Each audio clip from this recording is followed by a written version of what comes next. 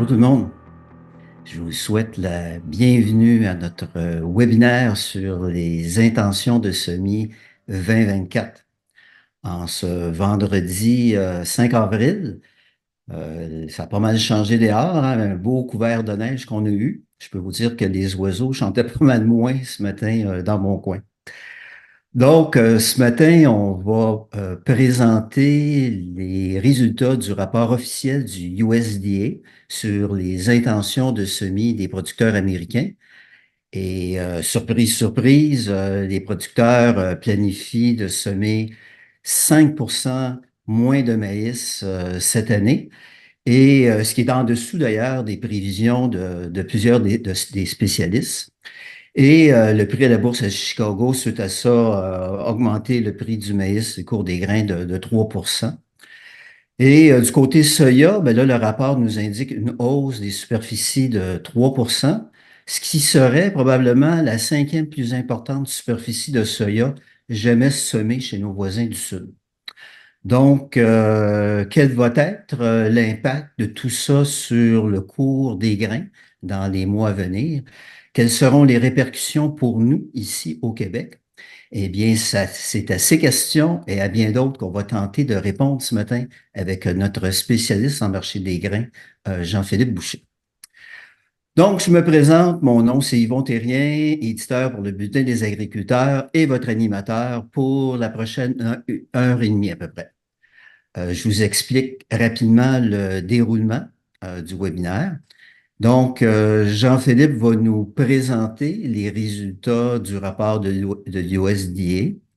Et après sa présentation, on va avoir une période de questions. Donc, vous aurez l'occasion de poser vos questions à Jean-Philippe Boucher.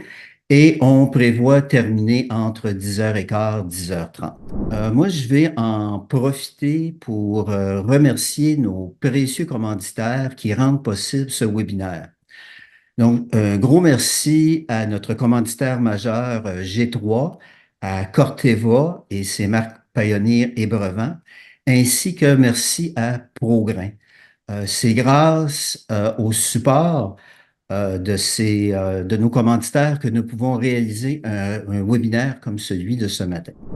Donc, ça c'est le fun, ça. Je vois que 45% d'entre vous êtes producteurs agricoles, 10% marchands de grains, 26% conseillers auprès des producteurs, conseillers agricoles, et 18% font une autre profession. Donc, on est un bon groupe ce matin.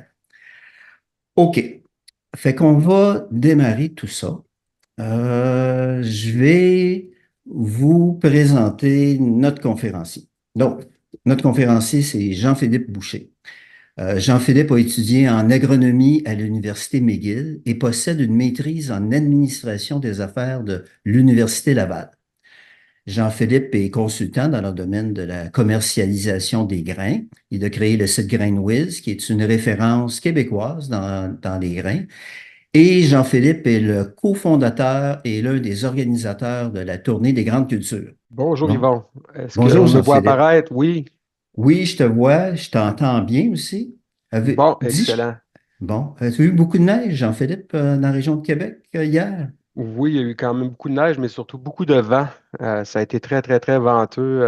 Il y a à peu près tout le terrain qui était en train d'arracher chez nous.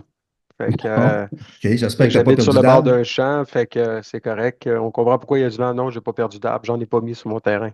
Bon, Je- OK, Bon. parfait. Donc, c'est que maintenant qu'on sait qu'on t'entend bien, on te voit bien, fait que je t'inviterais à partager ton écran puis à nous présenter l'analyse que tu as faite du rapport de l'USDA pour les intentions de semis 2024. Merci beaucoup, Yvon. Avec grand plaisir. Ben, merci beaucoup au Bulletin des agriculteurs pour cette invitation à présenter sur les intentions d'ensemencement 2024. Je pense que c'est la troisième année qu'on fait l'exercice. C'est un exercice qui est toujours super intéressant. On se rappelle aussi que cette période-ci de l'année, c'est un point tournant dans les marchés. Pourquoi? Parce que c'est avec les intentions d'ensemencement qu'on a un premier regard sur qu'est-ce qu'on pourrait avoir comme contexte de marché au cours de la prochaine année. Donc, c'est d'ailleurs un peu l'exercice auquel on va se prêter aujourd'hui. Donc, la présentation que je vous ai préparée un peu dans la formule habituelle, c'est une présentation qui demeure quand même très macro. Pourquoi? Parce qu'évidemment, on n'a même pas vraiment commencé à semer pour la peine, là. Il y a eu que des ensemencements qui ont débuté aux États-Unis, mais on le sait, il y a bien des choses qui peuvent changer entre aujourd'hui puis la récolte. Donc, ça nous permet d'avoir un portrait global de qu'est-ce qu'on peut entrevoir. Mais il faut quand même prendre ça avec un certain grain de sel, bien entendu. Donc, si on regarde un petit peu qu'est-ce qu'on a eu, euh, juste pour vous montrer, je vais juste tasser un petit quelque chose sur mon écran, mes excuses, voilà. Comme le mentionné M. Yvon Terrien tantôt, au niveau du maïs, ça a été la surprise en fait dans ce rapport-là. On s'attendait à avoir bien entendu des ensemencements en maïs à la baisse. Il faut se rappeler que l'an dernier, les ensemencements de maïs avaient même été plus importants que les intentions initiales. Donc, on avait une augmentation des ensemencements de 7%. Donc, c'est un peu normal qu'on soit à la baisse cette année, mais on ne s'attendait pas à être à la baisse autant que ça. On le voit ici avec la moyenne des prévisions. Évidemment, celui qui a pris la balle au bon en grande partie, ça a été le soya qui a augmenté. Ce n'est pas nécessairement une surprise, vous le voyez avec la moyenne des prévisions. Et il y a le blé aussi qui, lui, est en baisse. Et on s'y attendait, là, peut-être un petit peu plus bas que la moyenne des prévisions, mais quand même. Dans l'ensemble, moins de maïs, moins de blé, plus de soya. Maintenant, si on regarde l'an dernier, on remarque que dans l'ensemble, maïs, blé étaient à la hausse, soya légèrement à la baisse dans les intentions d'ensemencement. Donc, on avait une augmentation, par contre, globale des superficies ensemencées de 1,9%. La grosse différence cette année qu'il faut prendre note, c'est que dans l'ensemble, les superficies ensemencées sont en baisse de 2%. En fait, il y a vraiment juste le soya qui est en progression, mais encore une fois, le soya avait passablement baissé l'an dernier. Donc, c'est un peu logique qu'il soit de retour à la hausse cette année. Maintenant, comment on peut voir ces chiffres-là dans une certaine perspective plus globale? Ben, vous le voyez juste ici. Si on regarde dans un premier temps au niveau du maïs, ben, au niveau du maïs, c'est des intentions d'ensemencement, comme on l'a dit, à la baisse. Ça reste, je vous dirais, dans la moyenne quand même. Tu sais, on a eu des années assez élevées, là, 94,6 l'an dernier, là, c'était pratiquement un record. Donc là, c'est quand même un peu plus bas. Mais ce n'est pas si bas que ça non plus. On n'est pas loin d'être dans la moyenne. Dans le cas du soya, c'est un petit peu l'inverse, c'est-à-dire que oui, on n'est pas si loin que ça dans la moyenne, mais on est dans la moyenne élevée par rapport aux dernières années. Et on voit que le blé, ben, on est en baisse, mais on reste relativement élevé aussi par rapport aux dernières années, donc légèrement au-dessus de la moyenne. Maintenant, il faut faire attention, puis je l'avais mentionné entre autres l'an dernier, en fait, j'ai mentionné à plusieurs reprises aussi dans mon blog sur le site du bulletin. Il y a les intentions d'ensemencement, c'est une chose, mais il y a les ensemencements réels, ça, c'en est une autre. Donc là, ce qu'on a eu, c'est un sondage auprès des producteurs au mois de mars, début mars, mais bien entendu, entre le début mars puis la période des ensemencements, il y a toujours des changements importants. D'ailleurs, l'an dernier, vous le voyez, ce qui avait surpris le plus les marchés ici, on a eu une baisse quand même très marquée entre les intentions et ce qui s'était vraiment semé dans le soya, alors que dans le maïs, mais on a eu une augmentation beaucoup plus importante qu'on le pensait au niveau du maïs.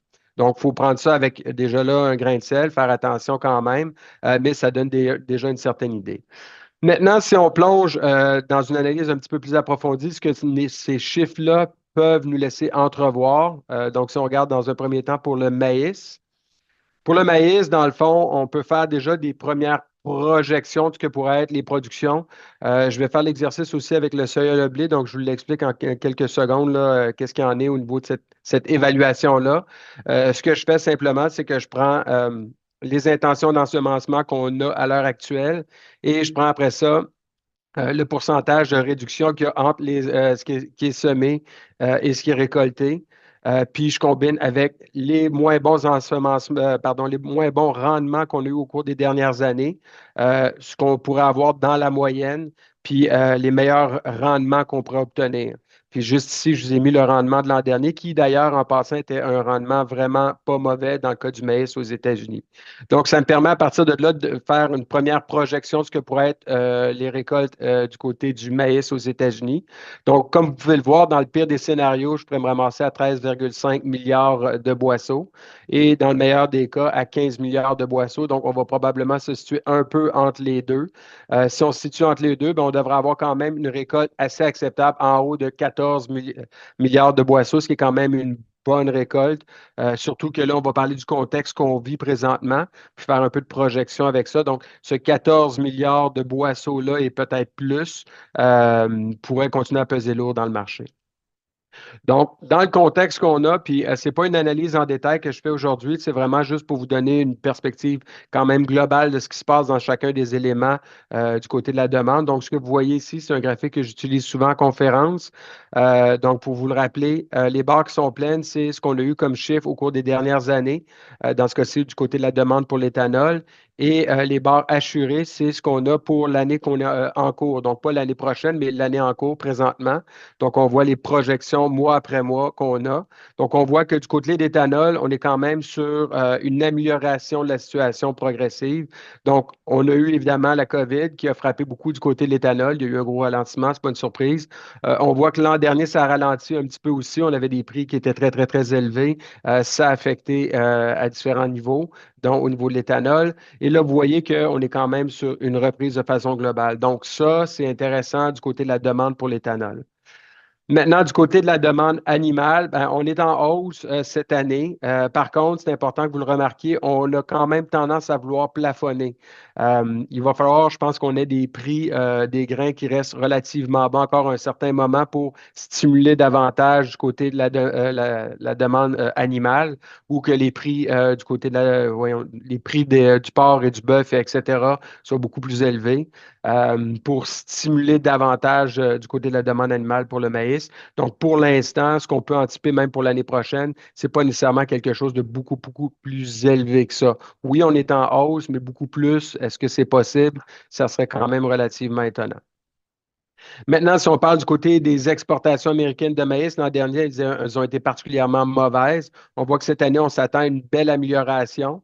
Euh, Moi, dans ma lecture à moi, je pense que le USDA est encore un peu trop optimiste du côté de la demande de maïs américain. On se questionne sur qu'est-ce que va être la récolte du côté du Brésil, mais ça va être quand même une récolte importante. Ils sont quand même assez agressifs dans les prix présentement sur les marchés à l'international. Puis, je ne sais pas si vous avez vu, mais en fin de semaine, là, pardon, pas en fin de semaine, mais la semaine dernière, la Chine avait indiqué aussi qu'elle mettait une politique pour freiner ses importations de maïs, pour supporter, dans le fond, son marché local. Donc, c'est tous des éléments qui me donnent à croire que ça va être quand même assez difficile d'avoir beaucoup plus d'exportations de maïs américain au cours des prochains mois et avoir une situation beaucoup plus intéressante même pour l'année prochaine. Ce qui m'amène à parler maintenant de ce qu'on a comme inventaire à l'heure actuelle. Donc, on voit que par rapport à l'an dernier, en fait, ça explique beaucoup pourquoi on avait des prix qui étaient très, très, très élevés. Hein, du prix du maïs, on le sait, là, on l'a vécu, même au Québec, là, c'est extraordinaire ce qu'on avait comme prix. Puis là, évidemment, ben, on a le retour du balancier, c'est-à-dire que là, les inventaires ont bondi cette année. Donc, on parle d'une augmentation à l'heure actuelle de 59,6. C'est énorme. Puis, on voit que les inventaires sont pratiquement au niveau au sommet qu'on avait eu de 2016 à 2018, là. Donc, c'est ce qu'on a présentement. Puis, si on regarde et qu'on intègre les données qu'on a sur les intentions d'ensemencement présentement, plus les perspectives du côté de la demande, ben, on peut se faire une certaine fourchette.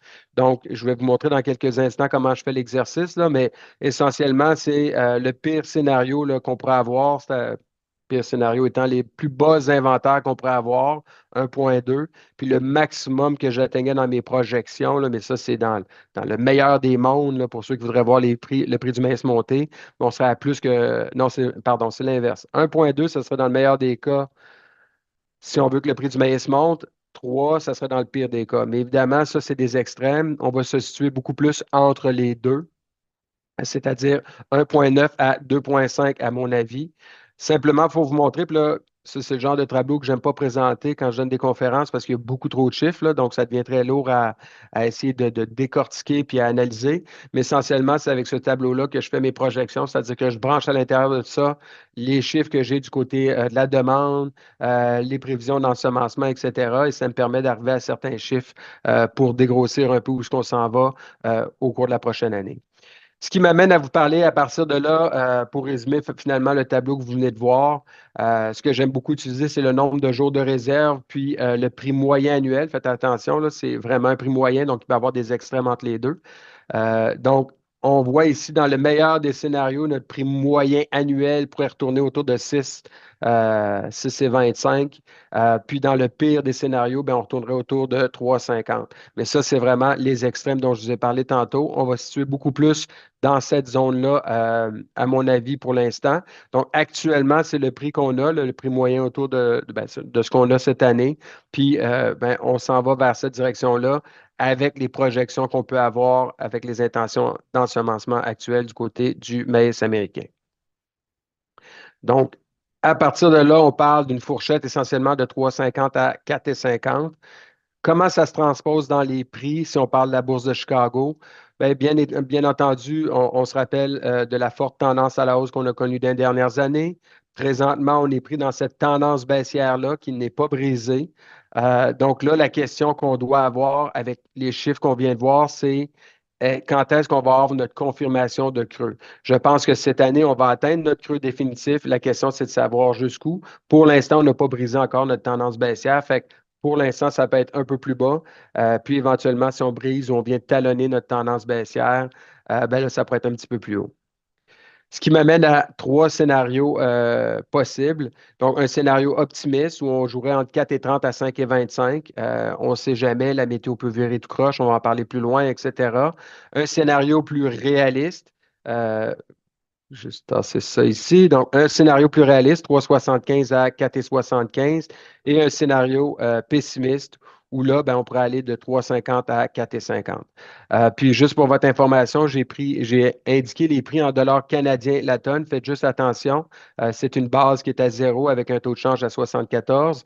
Donc, évidemment, la base au Québec n'est pas à zéro, là, elle est différente. Donc, ça, c'est juste pour à titre d'indication.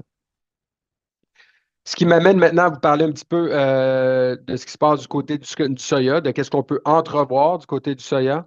Donc, du côté du soya, même exercice que tantôt, j'ai utilisé les intentions d'ensemencement. Après ça, j'ai regardé la réduction qu'on peut avoir à chaque année entre ce qui est semé et ce qui est récolté, puis utiliser différentes perspectives de rendement. Donc, du pire rendement qu'on a eu au cours des dernières années au meilleur rendement qu'on peut anticiper. Puis la moyenne de rendement des dernières années. Puis vous voyez, l'an dernier, on était à 50,6, donc on reste relativement conservateur à ce niveau-là. Et vous voyez que dans le fond, on se ramasse quand même avec des bonnes récoltes, 4,3 à 4,5 dans le meilleur des cas. Donc, on ne parle pas de récolte en passant exceptionnelle. Là. Dans le meilleur des cas, je vous rappelle, j'atteins 4,5, ce qui serait comparable au sommet qu'on avait atteint en 2021. Donc, on parle plus de quelque chose qui va jouer autour de 4,3 pour l'instant, à mon avis.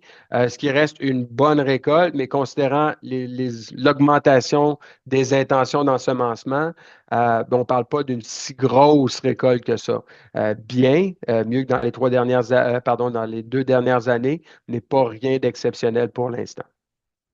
À partir de là, du côté de la demande, ce qu'il y a de positif avec le soya, c'est vraiment la trituration. C'est ceux qui suivent un petit peu le marché du soya, vous le savez, là. On a le rapport du NOPA qui sort à chaque mois. On a le rapport du USDA aussi qui sort à chaque mois à ce niveau-là. Puis, on voit que la trituration est quand même excellente, principalement en raison de l'huile. Il y a une demande intéressante du côté de l'huile de soya. Donc, la trituration roule à plein régime. Donc, on parle d'une augmentation à l'heure actuelle par rapport à l'an dernier pour cette année de 4,1. Donc, vous le voyez ici, ce graphique-là peut être un petit peu plus compliqué, je vous l'explique rapidement. C'est la trituration qu'on a à chaque mois, donc le niveau trituré, c'est la ligne en bleu. Et ce que vous avez en vert, c'est la comparaison, le pourcentage d'augmentation, de réduction par rapport au même mois l'année précédente. Donc, on voit qu'on est très, très, très fort depuis un bon moment, depuis la fin 2023 dans les derniers mois, le début 2024. Donc, ça va quand même très, très, très bien du côté de la trituration. On est sur une belle lancée de ce côté-là. Ce qui fait mal du côté du soya, c'est beaucoup plus au niveau des exportations. Vous le voyez, au niveau des exportations cette année, on était quand même assez optimiste. On était à 1,98 versus 1,99 l'an dernier, donc pas une grosse réduction. Mais encore une fois, ceux qui suivent un petit peu plus le marché du soya, on le voit là, semaine après semaine, les chiffres sont simplement pas au rendez-vous. La Chine achète pas tant de soya que ça. La demande n'est pas là finalement. Donc, recul annuel, à l'heure actuelle, on est rendu à moins 13,6 par rapport à l'an dernier. Donc, ça vient jouer sur nos inventaires. Vous le voyez, dans le fond, on anticipait une augmentation déjà des inventaires. Après ça, ben là, on a eu une baisse un petit peu considérant la meilleure trituration puis euh, des bonnes perspectives du côté des exportations, mais avec les exportations qui sont de moins en moins au rendez-vous, semaine après semaine, mois après mois, ben on voit que les inventaires sont de retour à un niveau relativement plus élevé que l'an dernier. Faire quand même attention, puis je l'ai mis en note ici, ça reste quand même des inventaires relativement serrés par rapport à ce qu'on a déjà connu il n'y a pas si longtemps que ça, 438 à 909, là, ça c'était pendant la guerre États-Unis-Chine. Donc, il faut faire attention, là. Peut-être que ça va se reproduire, j'en reparle un peu plus loin, mais ça reste quand même des inventaires relativement serrés. Ils pourraient retourner dans des niveaux un petit peu plus bas au cours des prochains mois si finalement les exportations américaines ou la trituration continuent à être vigoureuses.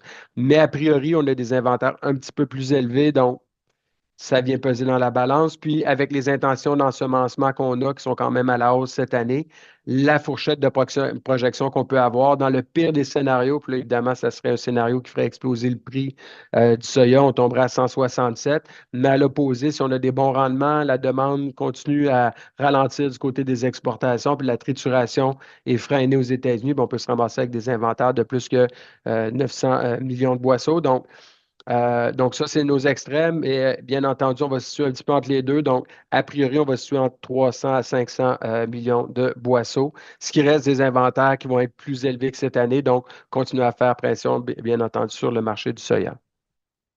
Donc, ça, c'est mon tableau d'analyse, là. Je ne vous expliquerai pas de nouveau, mais juste pour vous montrer que rapidement, ben, je fais toujours le même exercice. Je branche mes chiffres d'intention d'ensemencement. J'utilise les prévisions de demande qu'on peut avoir par rapport à ce qu'on a jusqu'à présent cette année, ce qui m'amène à vous présenter le nombre de jours de réserve, notre fameux tableau où on a nos nombre de jours de réserve puis pris à Chicago. Donc, ce qu'on peut voir dans le meilleur des scénarios positifs, mais là, c'est évidemment un scénario où la demande est forte, puis finalement, les rendements ne sont pas là aux États-Unis, puis etc. Donc là, on se ramasserait avec une moyenne autour de 18, mais on s'entend, ça n'arrivera pas.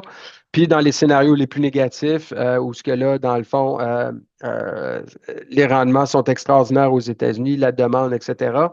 Donc là, on se ramasse plus autour de 9 le boisseau.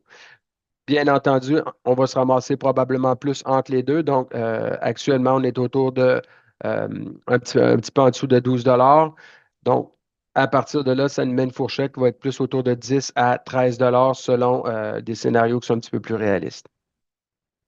Ce qui m'amène à regarder maintenant du côté du prix la tendance qu'on observe à Chicago.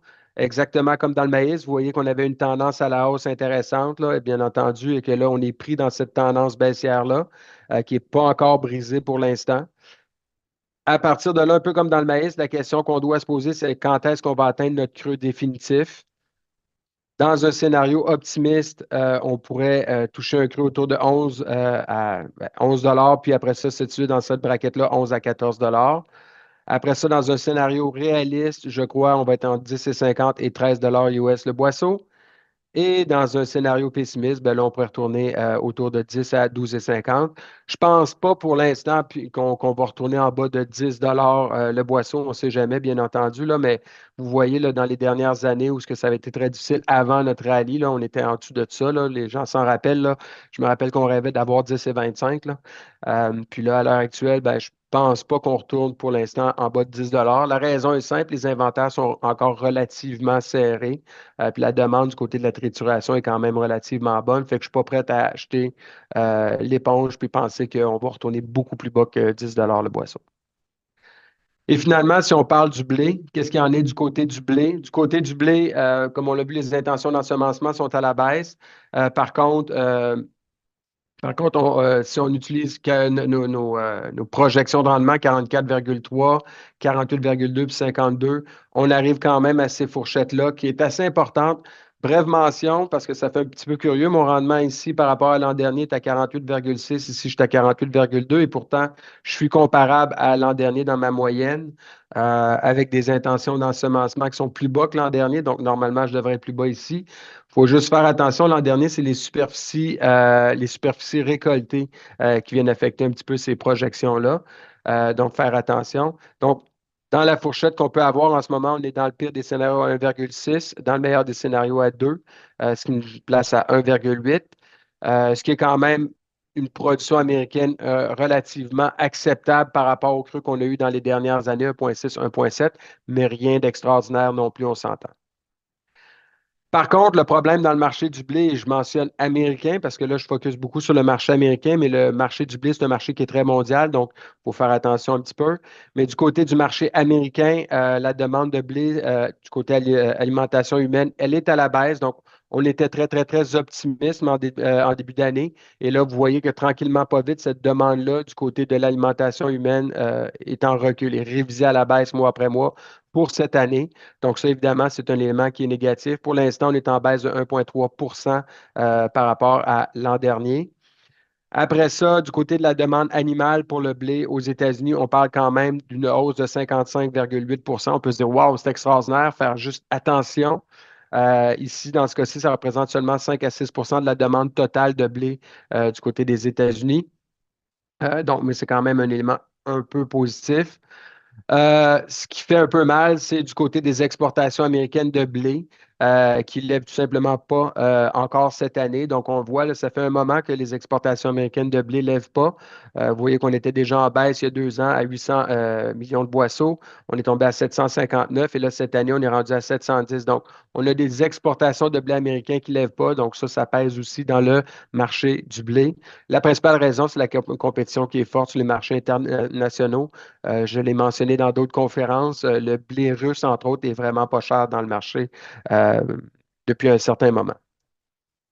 Ce qui m'amène, quand on regarde au niveau des inventaires de blé, puis là, c'est vraiment tous les types de blé confondus, ben, on voit que mois après mois, avec une demande alimentaire qui est à la baisse, avec des exportations qui continuent à décevoir, ben, même si, dans le fond, on n'avait pas tant de production que ça, nos inventaires, eux, continuent à augmenter, augmenter, augmenter mois après mois. Donc, ça pèse évidemment dans la balance. Qu'est-ce qu'on peut anticiper à partir de là, basé sur nos chiffres du côté de la demande qu'on vient de regarder? Bien, vous voyez, dans mes extrêmes, j'étais à 400 millions de boisseaux, dans mon maximum à 900, à plus de 900 millions de boisseaux. On va probablement se situer entre 550 et 800 millions de boisseaux l'an prochain.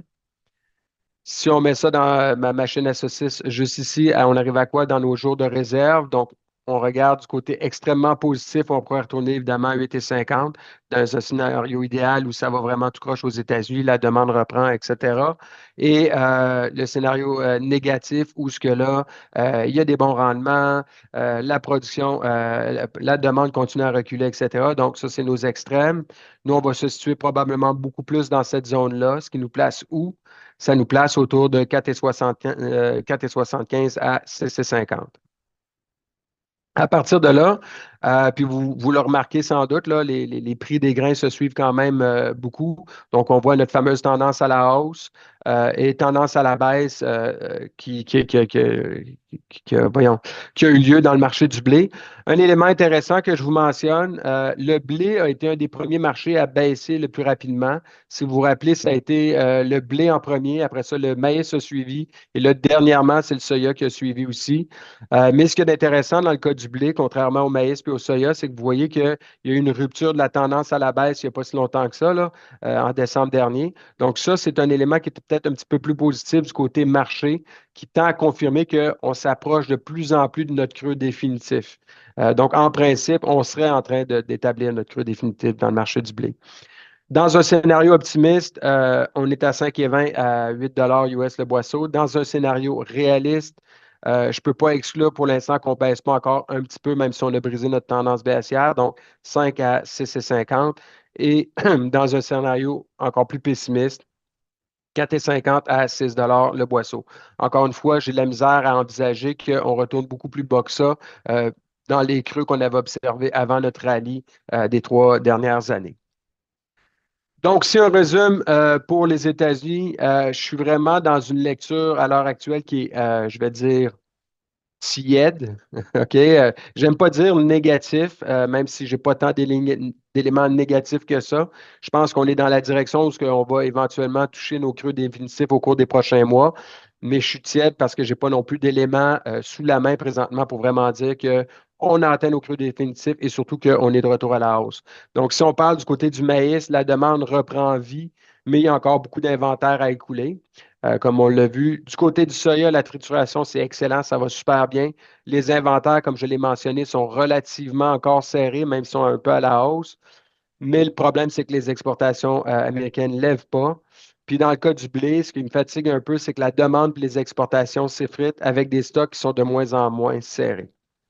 Donc, pour une deuxième année, c'était exactement ça que j'avais écrit l'an dernier, évidemment, quand je prépare cette conférence-là. Je regarde un peu ce que j'ai fait l'année d'avant. Donc, l'an dernier, j'avais écrit pratiquement cette même phrase-là. Donc, pour l'instant, la seule chose qu'on sait, c'est qu'on est toujours avec une tendance de fond à la baisse.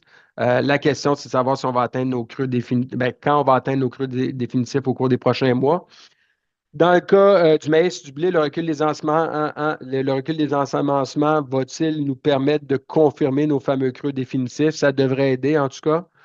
Euh, dans le cas du soya, la question, c'est est-ce que la trituration, le rythme de trituration aux États-Unis va être suffisant pour compenser la hausse des ensemencements et surtout la baisse aussi des exportations américaines qui ne lèvent pas depuis un bon moment?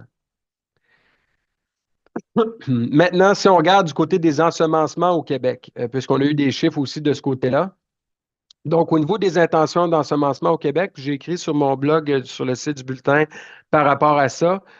J'ai été quand même un petit peu surpris parce que, veux pas, si on parle juste d'une notion de prix, de valeur, le prix du maïs a quand même baissé beaucoup plus au Québec que le prix du soya. En fait, est rendu à des niveaux beaucoup moins intéressants, à mon avis. Là. On le sait, ça joue autour de 220 à 230, peut-être des fois un petit peu plus, peut-être des fois un petit peu moins là, au cours des dernières semaines.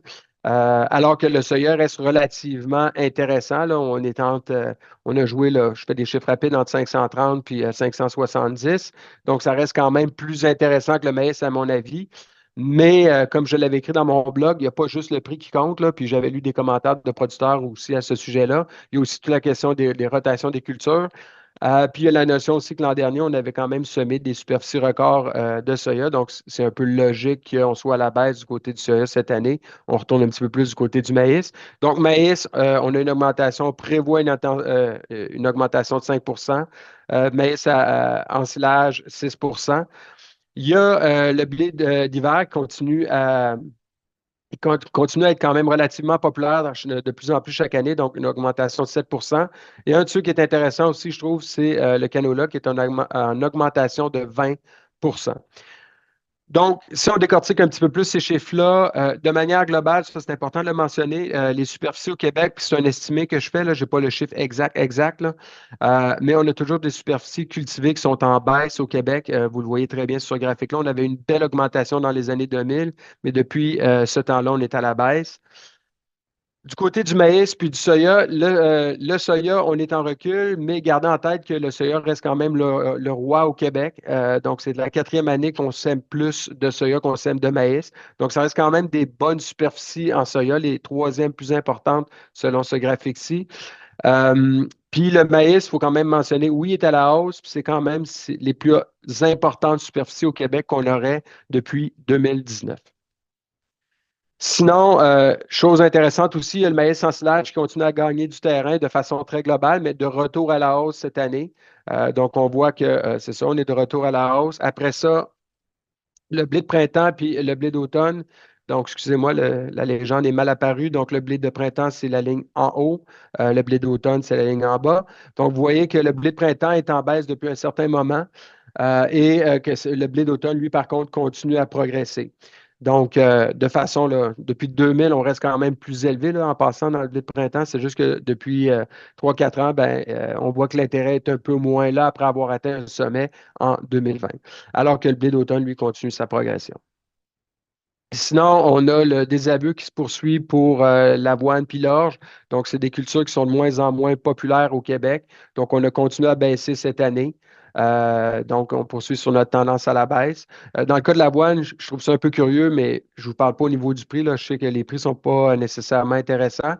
Mais on sait que la demande est quand même beaucoup plus forte pour l'avoine de façon globale.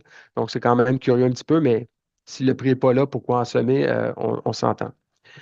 Et finalement, ben, il y a le canola. Le canola qui, lui, continue sur sa tendance à la hausse. Là, il y a eu une baisse l'an dernier, mais là, on est de retour à un regain intéressant cette année du côté du canola, un peu comme ce qu'on observe d'ailleurs aux États-Unis. Là, je ne l'ai pas mentionné tantôt, mais on voyait que le canola était à la hausse aussi. Donc, qu'est-ce qu'on peut prévoir à partir de ces chiffres-là du côté de la production de maïs au Québec? J'utilise la même technique habituelle, c'est-à-dire que je prends les intentions d'ensemencement, les superficies ensemencées. Après ça, ben, je vais utiliser, dans le fond, l'écart entre ce qui est semé et ce qui est récolté. Puis j'utilise des projections de rendement des moins bons rendements qu'on a observés dans les dernières années au meilleur rendement qu'on pourrait obtenir selon les chiffres des dernières années. Donc, on est entre 8,9 et 10 tonnes à l'hectare et 9,5 tonnes à l'hectare de moyenne. Donc, à partir de là, notre récolte pourrait être à 3,6 millions de tonnes, ce qui est une récolte qui serait, si c'est vraiment ça qui se produit cette année, ça serait notre meilleure récolte en 5 ans. Donc, excellente récolte. Et évidemment, ben là, on sait, puis on va en parler dans quelques instants, le contexte est quand même relativement lourd au Québec. Donc, ça, évidemment, ce n'est pas nécessairement quelque chose de très positif. Je ne souhaite pas de mauvais rendement à personne, mais c'est sûr que si on a des excellents rendements, des rendements records, ça va peser encore plus sur le marché local. Parlons-en du marché local. Ceux qui sont plus familiers un petit peu avec le marché le savent. Là, ce qu'on regarde beaucoup, c'est la base US, qui est un meilleur reflet de ce qui se passe dans le marché local. Ce graphique-là, je l'utilise souvent. Donc, je vais vous l'expliquer, brièvement. Ce que vous voyez, c'est la valeur moyenne de la base au cours des 5 dernières années, la valeur moyenne de la base US dans la dernière année et la valeur moyenne de la base cette année. Donc, ce qu'on peut observer, premièrement, c'est que l'an dernier, la base était quand même très, très, très faible, mais l'an dernier, il y avait quelque chose d'intéressant, c'est que les contrats à terme étaient encore relativement élevés, ce qui nous a permis de nous en sortir pas si pire. Là, ce qui est tough un peu, puis ce qui est un peu préoccupant, c'est que la base, oui, elle s'est améliorée un peu par rapport à l'an dernier, mais elle reste sous les niveaux des dernières années, de un. De deux, logiquement, on n'a pas eu une si bonne récolte que ça l'an dernier, et pourtant, la base euh, reste faible, ce qui veut dire que la demande n'est pas là encore une fois. Et en plus, là, le contrat à terme a baissé beaucoup à Chicago, ce qui aurait dû faire en sorte qu'on ait une meilleure base, mais la base n'est pas si mieux que ça par rapport à l'an dernier. Donc, clairement, on a un problème du côté de la demande et un problème du côté des exportations, c'est l'un ou l'autre ou la combinaison des œufs, ce qui nous amène à avoir une base faible. À partir de là, c'est sûr que si on a une mauvaise récolte l'an dernier, donc on a des moins bons rendements que prévu, ben, peut-être que ça pourrait nous amener, si la demande peut se placer un petit peu, les exportations un petit peu, on pourrait retrouver un peu plus de fermeté dans notre base, être un peu plus vigoureux, moins 25 à 50. Mais si on a une bonne récolte, ben là, on va se ramasser écrasé encore. Donc, moins 60 à zéro de base. À partir de là, ben, ça me donne différents scénarios de optimiste à pessimiste. Je combinerai ça avec une projection de prix qu'on peut avoir dans quelques instants, là, dans une prochaine diapositive. Au niveau de la production dans le soya, la production dans le soya, ben, comme on l'a vu tantôt, on est en baisse au Québec en principe. Si on est en baisse, ben, on devrait avoir un peu moins de production. Ça semble le cas d'ailleurs si on utilise nos différentes projections de rendement. Si on a un rendement qui est excellent, on pourrait quand même avoir une récolte un peu plus élevée que l'an dernier, qui était un record, 1,27. Mais ça sera dans le meilleur des scénarios. Donc, en principe, on devrait être quand même en dessous de la récolte de l'an dernier. Là où le bas blesse un peu, à mon avis, c'est qu'on continue à produire beaucoup de soya, donc on a quand même une grosse récolte. Et si on parle de prix, qu'on retourne avec notre base US, ce que je trouve intéressant, c'est que dans les 2 dernières années, ben en fait, dans les dernières années, la base était relativement bonne, puis on produisait quand même pas mal de soya. Là, l'année dernière, on a eu une récolte, une excellente récolte, C'est à se demander si on n'a pas atteint un certain plafond ou, par rapport à la demande ou aux exportations du côté du marché québécois, parce qu'on voit que la base, elle, est quand même beaucoup plus faible. C'est sûr, le contrat à terme reste relativement élevé par rapport, entre autres, aux autres grains, là, même s'il a baissé beaucoup dans les derniers mois. Peut-être que ça explique un peu là, la base qu'on a un peu plus faible, mais il y a aussi cette notion-là de bonne récolte qui me titille un petit peu, là. Donc, si on a une mauvaise récolte, ça m'amène à avoir une réflexion au niveau des bases de moins 40 à 0, donc un peu mieux que ce qu'on observe présentement. Et si on a par contre une très bonne récolte, bien là, évidemment, on va rester quand même relativement bas. Donc, ça m'amène à une projection au niveau de la base locale à ces niveaux-là. Finalement, si on parle du marché du blé, puis là, je parle du blé, tous les types confondus, là, c'est sûr, on produit beaucoup plus de blé fourragé qu'on produit de blé alimentaire, mais de façon là, globale, on va le dire comme ça. Donc, qu'est-ce qu'on peut envisager? On a plus de, un peu comme ce qu'on observe aux États-Unis, là, on a plus de divergence entre ce qui est semé et ce qui est récolté, les superficies semées récoltées, plus de pertes finalement. On va le dire comme ça. Donc, avec un mauvais rendement puis avec un excellent rendement, donc on voit qu'avec ce qui est prévu comme ensemencement, on pourrait quand même avoir globalement là, une récolte qui pourrait être en hausse à 265 000 tonnes.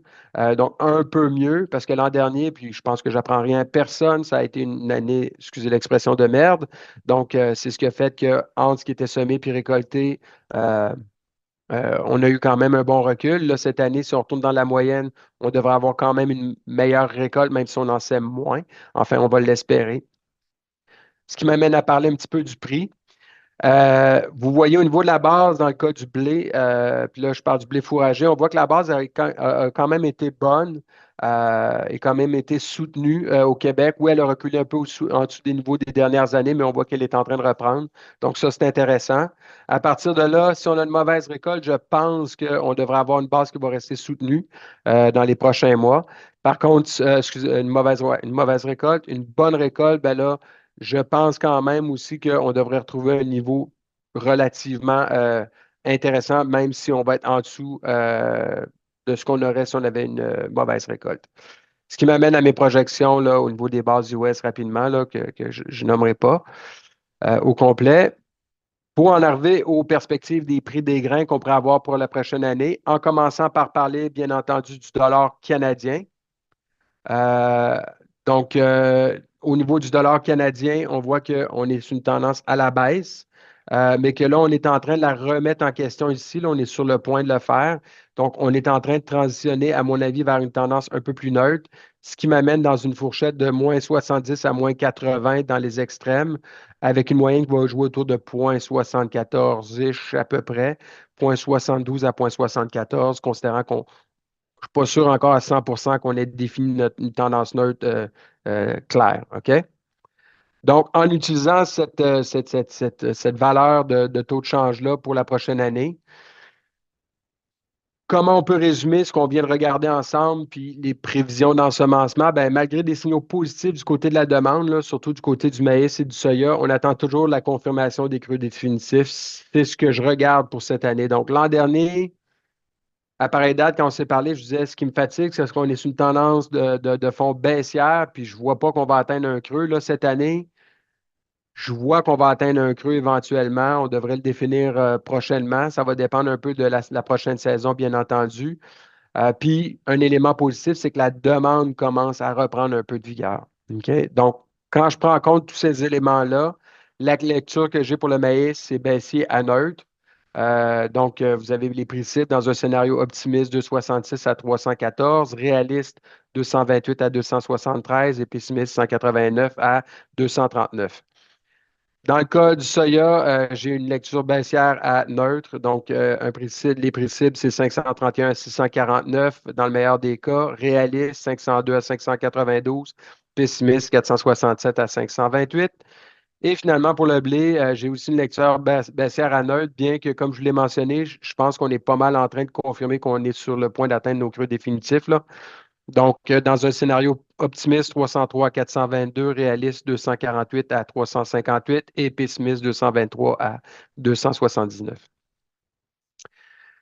Maintenant, ce qui peut tout changer cette année, évidemment, puis je pense que on ne veut pas le malheur à personne. On ne souhaite pas que ça arrive dans aucune région, mais c'est sûr que ça prend ça un peu. On voit que la demande, comme je viens de le mentionner, la demande cherche à reprendre. Maintenant, s'il peut y avoir des problèmes du côté de la production des prochaines récoltes, particulièrement aux États-Unis, ben, c'est sûr que ça nous aiderait à plus rapidement définir nos creux définitifs et surtout permettre un renversement de la tendance à neutre à voire haussière. Donc, qu'est-ce qu'il y en est du côté des prévisions météo? Qu'est-ce qu'on a à l'heure actuelle? Vous en avez sûrement entendu parler, mais là, en ce moment, ben, premièrement, l'an dernier, c'est important de le mentionner, on était dans une phase qu'on appelle El Niño. Vous en avez entendu parler amplement, là, ça a sorti partout dans les nouvelles. On a été dans une phase El Niño jusqu'à tout dernièrement, même on l'est encore un peu. Mais là, ce qu'on projette à l'heure actuelle, c'est un transfert vers une phase El Niño. Puis en fait, c'est un transfert qui est très, très, très rapide, ce qui est relativement rare. Donc, normalement, on va plus retourner dans une phase qu'on va appeler Enzo neutre, où ce qu'on ne peut pas dire qu'on est en El Niño ou La Niña, mais là, on anticipe vraiment un transfert assez rapide, ce qui fait qu'au cours de la saison 2024, particulièrement là, autour de juillet à août, septembre, octobre, ben là, on va être dans une phase fort probablement La Niña. Maintenant, ce qui est important de mentionner aussi, parce qu'on entend encore aussi souvent parler de El Niño dans les nouvelles, puis El Niño aussi, puis El Niño ça, puis etc. Puis effectivement, El Niño amène un paquet de problèmes. Mais si on parle sur le continent nord-américain concrètement, puis qu'on parle du côté agricole là, pendant la saison, généralement, El Niño n'apporte pas des mauvais rendements en passant aux États-Unis. En fait, j'ai fait souvent des analyses de rendement versus les phases El Niño, entre autres aux États-Unis. Puis honnêtement, il n'y a pratiquement pas de corrélation. Et s'il y a une corrélation, elle est positive, c'est-à-dire que El Niño entraîne généralement des rendements qui peuvent être un peu mieux aux États-Unis. Or, chose intéressante, l'an dernier aux États-Unis, je ne sais pas si vous vous rappelez, ça a été quand même pas nécessairement une saison si facile que ça. Et pourtant, ils ont eu, entre autres, dans le maïs, des excellents rendements. Mais généralement aussi, c'est beaucoup plus la Niña qui fait des problèmes au niveau qui affecte plus, dans le fond, les cultures pendant la saison. Et c'est ce qui s'en vient un petit peu à l'horizon, là, si ça se confirme, bien entendu, parce que ce sont des probabilités pour l'instant. Ce que vous voyez en passant, les différentes lignes, c'est les différentes fourchettes de probabilité. Avec la ligne en pointillé, c'est la médiane, là. Donc, à partir de là, ben, on devrait être en phase La Niña. Et qu'est-ce que ça peut entraîner, La Niña, au cours de la période de mai à juillet, essentiellement, là, dans cette carte-là que je vous ai présentée, c'est des températures qui vont être au-dessus des normales et des risques de conditions trop secs. Or, qu'est-ce qu'on a de ce côté-là à l'heure actuelle? Si on regarde au niveau des prévisions globales à long terme, ça concorde un peu avec cette transition-là de El Niño à La Niña. Donc, vous voyez au niveau de la période de avril à juin, on parle quand même de conditions, là, puis là, ce que j'ai encerclé, c'est le Midwest américain. Donc, on parle de conditions dans la normale à même des précipitations un peu au-dessus des normales. Donc, ça ne sera pas mauvais, évidemment, pour débuter la saison avec des températures un peu plus chaudes que la normale et même voire beaucoup plus chaudes que la normale autour des Grands Lacs. On voit par contre qu'à partir de mai à juillet, ben là, ça retombe de plus en plus dans la normale, avec des températures qui restent relativement chaudes, surtout dans la portion est. Et là, ben, de juillet à septembre, période où on a la pollinisation, où on a le remplissage des gousses dans le soya aux États-Unis, ben là, on voit qu'on commence à être très, très, très sec aux États-Unis. Et avec des températures qui vont être très, très, très chaudes. Là où ça peut préoccuper un peu plus aussi, ce qu'on anticipe, ce qu'on peut voir à l'horizon devant nous, vous voyez, cette carte-là représente en fait les conditions de sécheresse qu'on a présentement aux États-Unis dans le Midwest américain, là, en date du 2 avril, donc cette semaine. Donc, vous voyez que c'est quand même très, très, très sec dans plusieurs États américains. Euh, Par comparaison, l'an dernier, là, même emplacement là, que j'ai encerclé, vous voyez, on était quand même relativement moins sec, à part pour les Dakota, puis le Nebraska. Et en 2012, la fameuse année 2012, il y avait la sécheresse historique aux États-Unis, mais vous voyez, on était quand même à pareille date aussi moins sec que ce qu'on observe présentement. Donc, le mot d'ordre, c'est quand même déjà assez sec aux États-Unis. Si on regarde les projections jusqu'au mois de juin, juillet, il ne devrait pas nécessairement avoir d'enjeu, mais il n'y a pas tant de précipitations ça d'attendu, ce qui fait qu'on pourrait se ramasser dans une situation où on arrive après ça dans la période de pollinisation, du remplissage des gousses avec la Niña qui vient frapper, des conditions plus chaudes, etc. Et peut-être que là, on pourrait avoir un rallye météo intéressant dans le marché des grains, bien entendu. Un autre élément important à mentionner aussi, c'est que cette année, le couvert de neige n'a pas été très, très important. Ce que vous avez ici, c'est la carte que j'avais présentée l'an dernier au niveau des accumulations de neige pendant la saison aux États-Unis. Donc, on voit là, les quantités totales, évidemment. Là. On s'entend qu'il n'y a pas présentement 10 pieds de neige nécessairement à tous ces endroits-là. Euh, mais il y avait quand même eu des belles accumulations de neige dans la plupart des régions du Midwest et des plaines américaines. Et là, cette année, si vous comparez, on a eu quand même beaucoup, beaucoup moins de neige qu'à la normale. Donc, évidemment, cette neige-là, vous le savez, c'est la neige qui permet de refaire l'humidité dans le sol, de faire les réserves d'eau dans le sol. Donc là, on a moins de réserves d'eau. Donc, ça aussi, ça pourrait entraîner des problèmes plus tard s'il n'y a pas plus de précipitations, ce qui ne semble pas nécessairement le cas sur le long terme. À plus court terme, parce que là, il commence à semer aux États-Unis, qu'est-ce qu'on a comme prévision d'ici la mi-avril? Ben, vous voyez, à part là, toute la portion est, ben, on voit que dans le centre et dans l'ouest, ça reste quand même très, très sec. Puis après ça, on se retrouve dans des conditions très, très, très secs. Donc ça risque de préoccuper aussi peut-être pendant les ensemencements là, au cours des prochaines semaines, avec des températures qui vont être très chaudes aussi.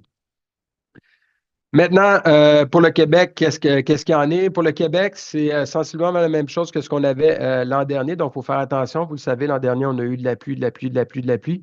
Mais sinon, à pareille date, l'an dernier, on était dans les normales saisonnières au niveau de l'humidité dans les sols.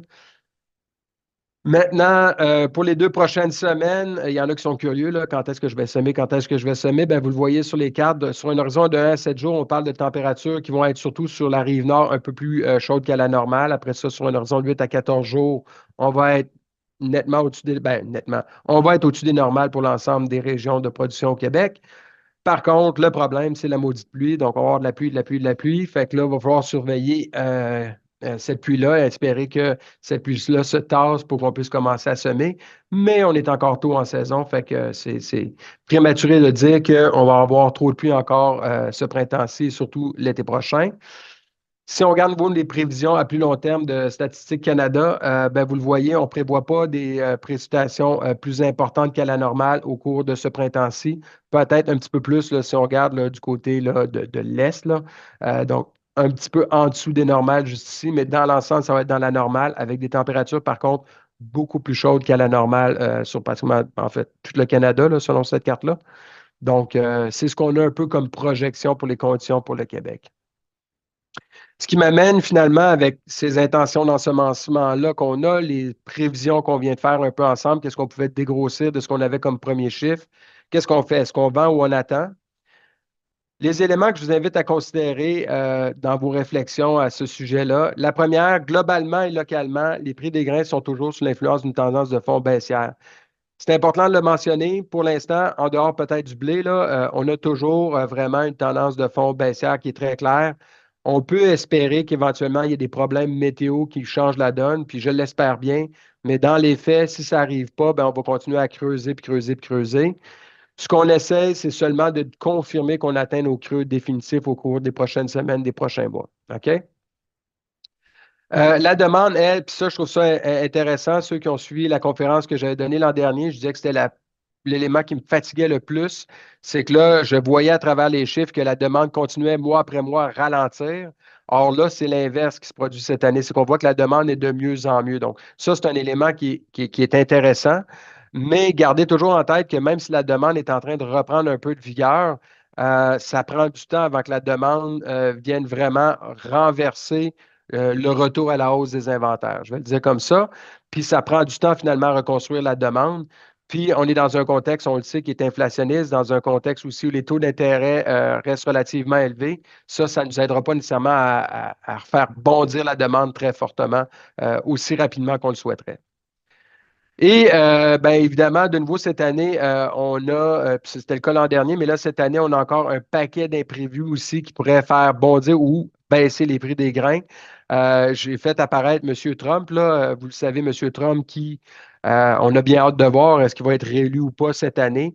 Mais je vous rappelle quand même que quand il a été élu, M. Trump, qu'on l'aime ou qu'on ne l'aime pas, il y a eu des politiques très, très, très dures envers la Chine avec la guerre commerciale qu'il a faite à la Chine. Puis vous savez, c'est quoi les conséquences que ça a eu sur les marchés, particulièrement le soya. Donc, c'est sûr que s'il est réélu, c'est une autre préoccupation qu'on doit avoir de plus en plus derrière la tête, que s'il est réélu, puis que si ça jam avec la Chine, ben, on peut avoir des problèmes du côté du soya, mais aussi du côté du maïs en passant.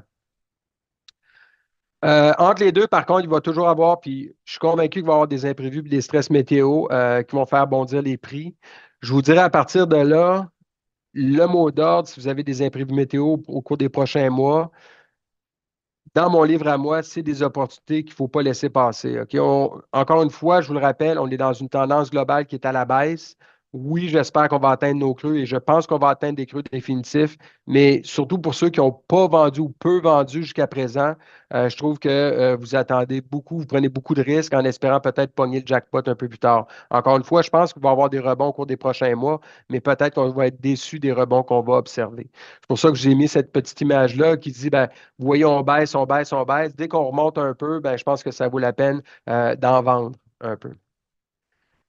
Et je conclurai avec ceci qui vous permet, en fait, je l'ai fait pour vous aider à réfléchir un petit peu de votre côté. Je l'ai fait pour le maïs puis le soya. Vous voyez, en fait, là, nos tendances, ça, c'est pour le marché local. Donc, le maïs, le soya, donc les tendances sont clairement à la baisse.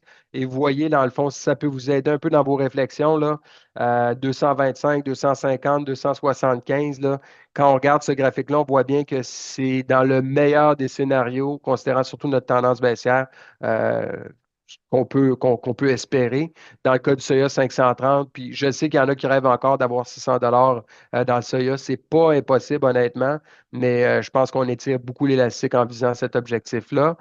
Ce que vous avez ici aussi, c'est les chiffres de ce que moi, en tête, dans mon portefeuille, que je suis mois après mois, un peu, là, si on veut, puisque je donne beaucoup de conférences, où je serais rendu dans ma commercialisation. Donc, voyez-vous, pour le maïs, l'ancienne récolte, je serais déjà à 80 vendu. Nouvelle récolte, j'en aurais déjà 20 à 30 de vendu. Dans le cas de soya, puis il y a peut-être des gens qui ont vu ma conférence, là, de mes conférences. En fait, j'en ai donné deux à l'automne dernier où je disais que j'étais quand même optimiste pour le marché du soya, donc j'étais pas prêt à vendre nécessairement. Cette lecture-là a changé avec le retour des précipitations en Amérique du Sud là, à partir de la fin décembre. À partir de là, moi, j'ai tout vendu ce qui me restait à vendre. Donc, 100 vendu de l'ancienne récolte, puis prochaine récolte, je suis à 60 vendu. Ben là, on a des ensemencements qui sont à la hausse aux États-Unis, en fait, des intentions d'ensemencement. Gardez en tête la notion que Trump pourrait revenir, puis la guerre avec tout ça. Puis s'il y a des bonnes récoltes aux États-Unis, ben à partir de là, moi, je ne veux pas être pris dans le tordeur, donc je suis déjà rendu à 60 de vendu. Prochaine récolte dans le soya.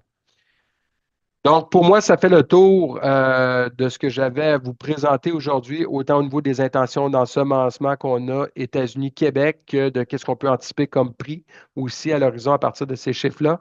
Ça va faire plaisir à partir de là de répondre à vos questions si vous en avez. Merci beaucoup. Super. Merci, Jean-Philippe. Excellente présentation. Même, tu nous as fait réellement un portrait complet, là, en plus de nous parler des intentions de semis des Américains, puis de nous parler de l'impact que ça va avoir là-bas. Tu nous as parlé du marché ici. Et en bonus aussi, tu nous as fait une prédiction de la météo qui s'en vient pour cet été. Puis j'aime beaucoup le fait, j'aime Je beaucoup suis le pas fait, météorologiste, t'es pas là, hein. météorologiste. Déjà que dans le fond, j'essaie de me commettre un peu dans le marché des grains, je ne fais pas de la météo. Ça Mais, va être assez. mais tu nous as quand même donné un portrait de ce qu'on pouvait s'attendre, en tout cas. Oui, Et oui, tout à fait. aussi, j'aime beaucoup le fait que beaucoup de tes graphiques, c'est très pratique, dans le fond, de nous aider à prendre des décisions, on vend-tu, on vend pas, puis de montrer les différents barèmes là, qu'il faut observer. Fait que Mhm. super. Là, je vous invite tout le monde, on est rendu à la période de questions. Fait que je vous invite tout le monde à écrire vos questions dans la section questions et réponses. Et des fois, c'est là qu'on peut faire sortir des informations intéressantes là aussi, là, qu'on n'a peut-être pas discuté, que Jean-Philippe nous a peut-être pas présenté durant sa présentation. Donc, je vais y aller, Jean-Philippe, si tu veux, avec une première question là, que je vois ici de Martin Lanouette. Salut Martin d'ailleurs. Pourquoi les superficies cultivées au Québec baisseraient? Il ne me semble pas y avoir plus de terre en friche. Est-ce que les acres s'en vont vers des plus petites cultures non répertoriées dans les statistiques? Puis probablement qu'il fait allusion au maïs ici, je le présume. Mhm. Écoute, j'ai pas investigué. C'est une excellente question. Tu sais, moi aussi, quand j'ai vu ça, je me dis, bon, ben, attends un peu, là, pourquoi ça baisserait? J'ai pas de réponse, malheureusement, à donner. J'ai pas fait d'investigation de ce côté-là. Je prends vraiment les chiffres qu'on a sous la main, de Statistique Canada pour essayer de me faire un portrait, de qu'est-ce qu'il y en est maintenant. Tu sais, ce qu'on pouvait voir sur le graphique que j'ai présenté à ce niveau-là, c'est qu'il y avait quand même une grosse augmentation dans les années 2000. Est-ce que là, c'est un retour du balancier, puis on baisse un peu de façon globale, puis on se tourne vers d'autres cultures? Honnêtement, je n'ai pas de bonne réponse pour ça. C'est une excellente question, là. OK. Donc, on la garde sans réponse pour le moment. Yes. OK. Après ça, on a une autre question ici. Est-ce que les anticipations de diminution du cheptel porcin pourraient expliquer la faiblesse des bases pour le maïs l'année dernière? Je me suis fait poser souvent la question, et la réponse est oui et non.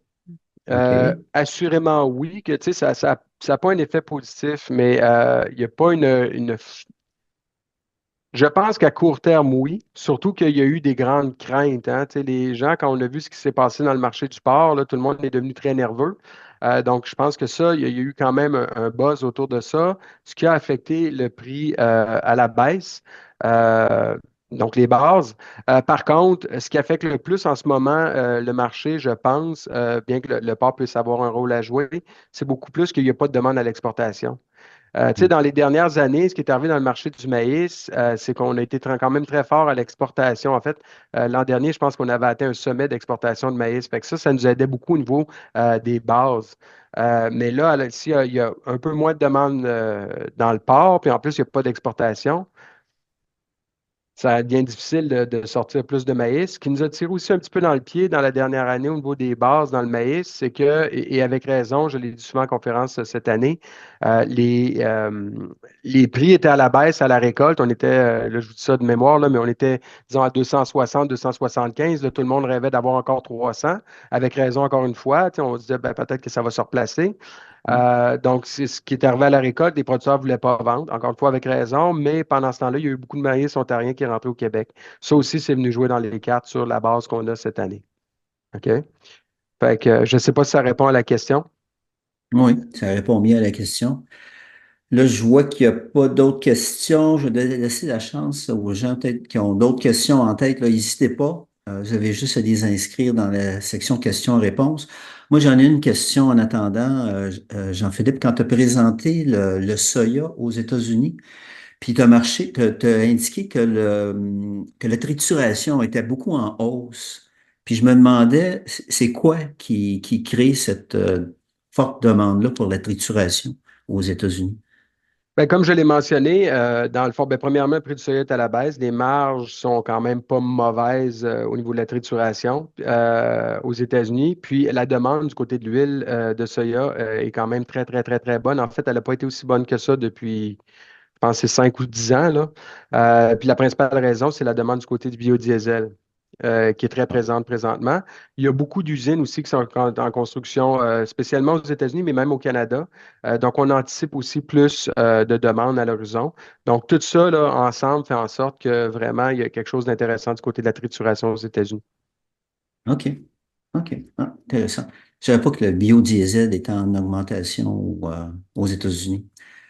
Fait que là-dessus, ben, j'ai pas d'autres questions. Je ne sais pas si tu Ben, veux j'en vois rajouter quelque une. chose. J'en T'en vois vois une? une. OK, je ne vois J'en pas, vois une. moi. J'ai spectateur anonyme. Donc, Ah oui, OK, t'as oui, raison, non, il y c'est en a correct. d'autres. Elle vient de se OK. rajouter, puis c'est une belle question. Est-ce que le OK. dollar américain fort pourrait miner encore les exportations de grains américains, et surtout si l'économie américaine continue de surperformer? La réponse est oui.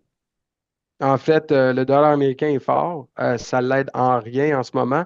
Puis la compétition est quand même très, très, très forte aussi, surtout en provenance de l'Amérique du Sud. On le voit sur les marchés mondiaux encore une fois. Puis l'autre problème aussi, c'est que les États-Unis, puis là, je ne veux pas embarquer dans des débats à n'en plus finir, mais avec la guerre sino-américaine qu'on a eue il y a quelques années là, entre la Chine et les États-Unis, puis Trump, etc., qu'est-ce qui est arrivé, vous pensez? À partir de là, il y a plusieurs pays qui se sont rendus compte qu'ils ne voulaient plus être dépendants nécessairement à 100% des États-Unis. Hmm. Fait que là, tranquillement, pas vite, plusieurs des pays sont en train de s'assurer de développer leur réseau d'approvisionnement en dehors des États-Unis. Donc, de l'or américain fort, puis des pays qui veulent ne plus dépendre à 100% des États-Unis. Ce qui fait que globalement, ben non, on n'a pas une situation qui est favorable. Le dollar américain, évidemment, n'aide en rien non plus, là. OK. OK, très bien. On a aussi une question au niveau du prix des intrants. Quelle est ton évaluation, appréciation des marges 2024 dans le maïs et le soya? En tenant compte probablement du prix des intrants là, qu'on a Je vécu. suis vraiment. Le spectateur anonyme pose des excellentes questions, mais honnêtement, dans le prix des intrants, je suis vraiment pas un spécialiste du prix des intrants. C'est un marché que je suis très peu. C'est un marché que je trouve pas nécessairement facile à suivre. Je sais que le prix des intrants reste trop élevé, surtout à la lueur des prix des grains qu'on a à l'heure actuelle. Donc, ça aide en rien.